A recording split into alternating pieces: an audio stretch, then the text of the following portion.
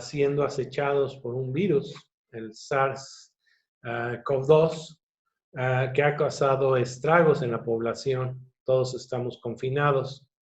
Lo interesante de esta época es que estamos aprendiendo, la sociedad está aprendiendo muchos conceptos.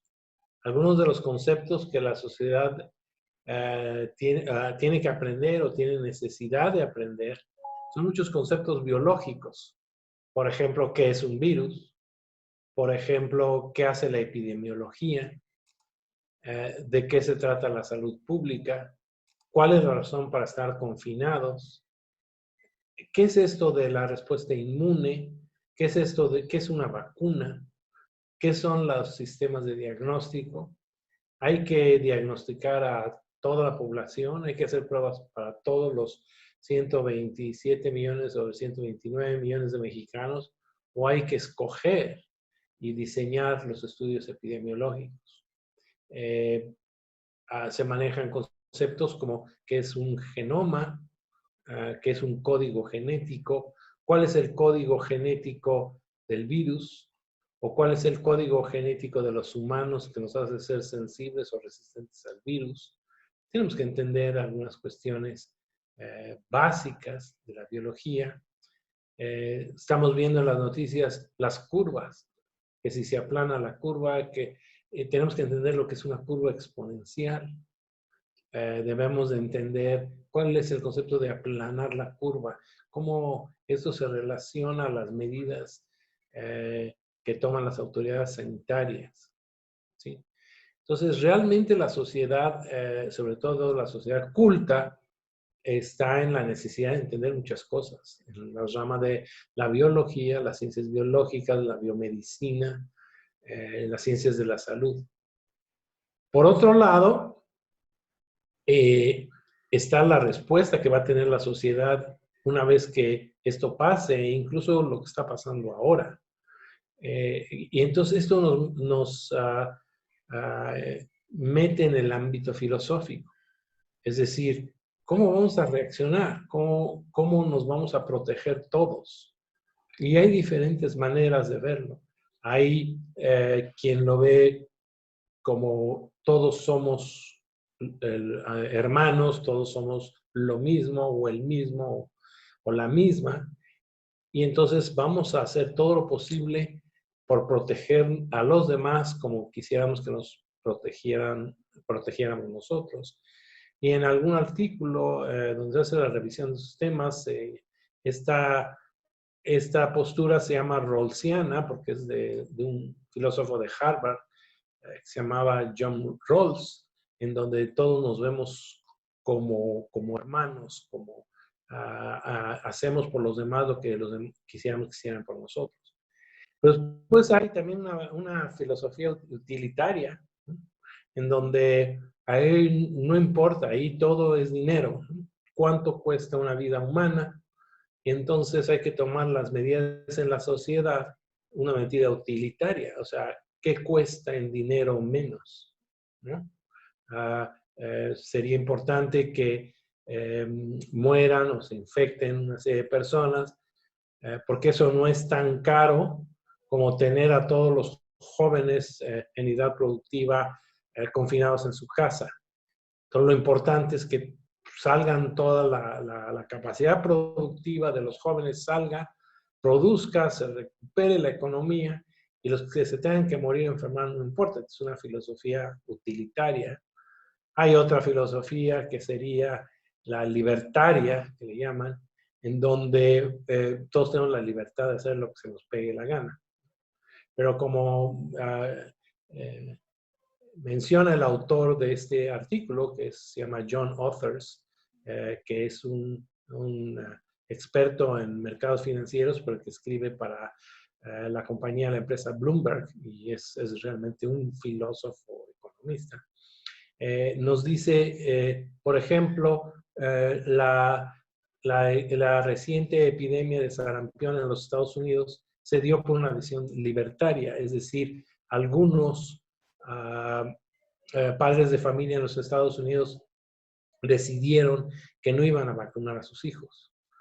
Entonces es una adhesión que se apega a las libertades del individuo y hay muchos filósofos y posturas políticas que dicen que eso es por lo que hay que luchar, por la libertad del individuo. Pero muchas veces la libertad del individuo causa un daño a la sociedad, como esta de los padres de familia que no vacunan a sus hijos. Esta cuestión de almacenar productos indiscriminadamente, de exigir que se abran los parques, por ejemplo. Todo eso también son productos de una postura libertaria en donde lo más importante es mi libertad. Si eso tiene consecuencias negativas para los demás, no me importa.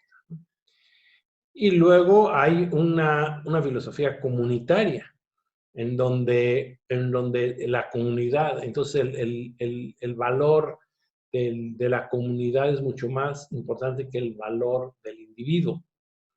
Entonces, aquí un gran ejemplo positivo, diríamos, de la actitud comunitaria, la que se tomó en China y en algunos otros países asiáticos, en donde hubo una gran disciplina, en donde se pensaba en la comunidad, no se pensaba en el individuo. Y entonces eso fue muy importante. También puede haber acciones comunitarias que vayan en detrimento de la sociedad o de algunos miembros de la sociedad. O sea, volviendo a lo mismo, alguien puede decir, es más importante para la comunidad que la economía se reactive. Por lo tanto, si los viejos, los de más de 65 años se enferman y se mueren, pues eso no es tan importante como es el bien común y es más importante que reactivemos la economía. En fin, no quiero hacer una revisión filosófica detallada, pero también esto quiere decir que también tenemos que saber de filosofía. Tenemos que saber de filosofía, la sociedad debe saber más de filosofía para saber qué decisiones tomamos. Y luego entra la cuestión del arte, las humanidades, es decir, ¿qué nos hace ser humanos? ¿Qué nos hace ser sensibles? ¿Qué nos hace entender la vida? La vida no la podemos entender sin las artes, sin las humanidades.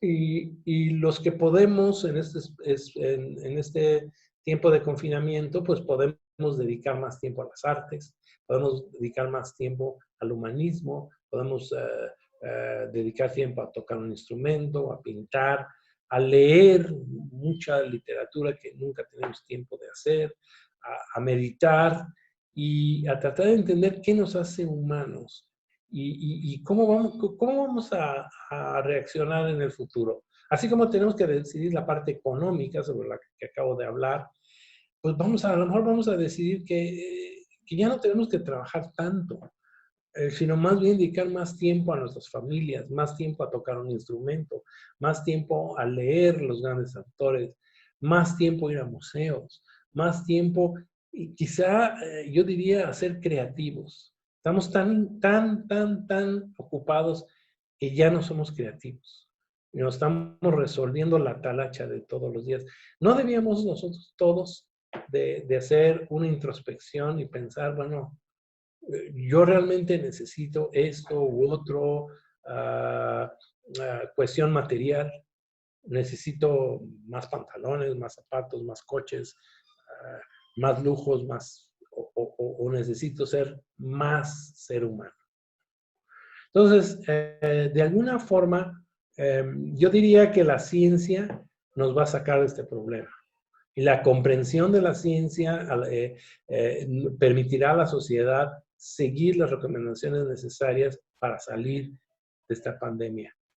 Pero las artes, las humanidades y la filosofía nos dan las armas para saber cómo sobrevivir en el aspecto emocional, en el aspecto ético, y también nos dan las razones para sobrevivir. Es decir, si yo como ser humano, mi fortaleza es la comprensión de las artes, de las humanidades y la filosofía y de la propia ciencia, esto es por eso es que vale la pena que sobrevivamos como estandartes, como portadores de esta cultura.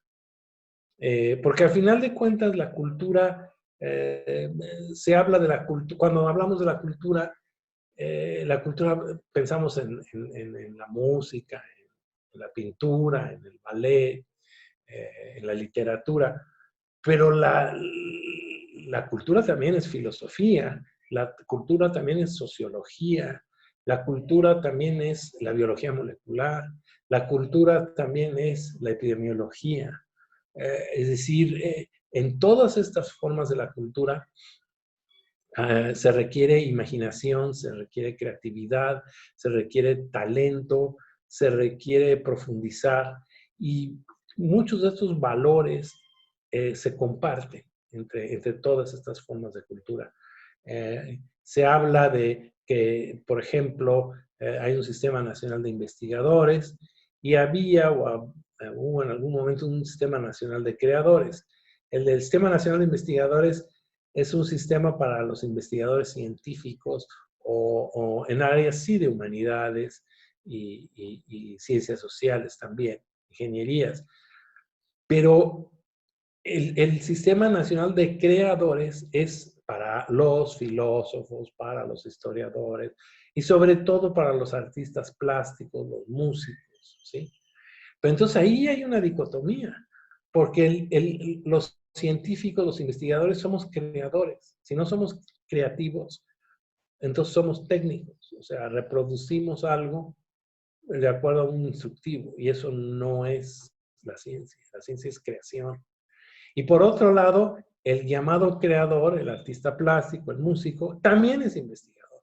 ¿Por qué? Porque tiene que conocer lo que se ha hecho en su campo, tiene que escribir o experimentando diferentes formas, es decir, probablemente con honradas excepciones, un compositor escribe de su puño y letra una partitura sin ningún error. Seguramente hay muchísimas pruebas y errores y cambios. Un literato deberá destruir muchas páginas y cambiar muchas frases antes de publicarlo.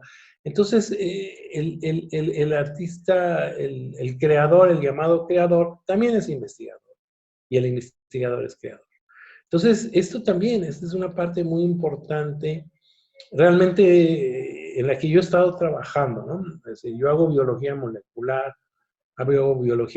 de la salmonela, hago epidemiología molecular de la salmonela, y esto a mí me pone en una posición realmente privilegiada para entender lo que está sucediendo con la pandemia del COVID-19. Pero por otro lado, también me gusta el arte y también me gustan los deportes. Y entonces, en estos últimos años me he dedicado a escribir y a reflexionar y estoy a punto de empezar a escribir un libro con todas mis ideas que he publicado en diferentes ensayos sobre los vínculos entre arte, ciencia y humanidades. Y entonces esto nos lleva al punto de que los seres humanos, realmente la meta ideal es que todo ser humano tenga una educación integral, que todos los niños, todos los adultos tengan una experiencia en arte, ciencia, humanidades, filosofía, porque esto realmente es lo que hace un ser humano completo.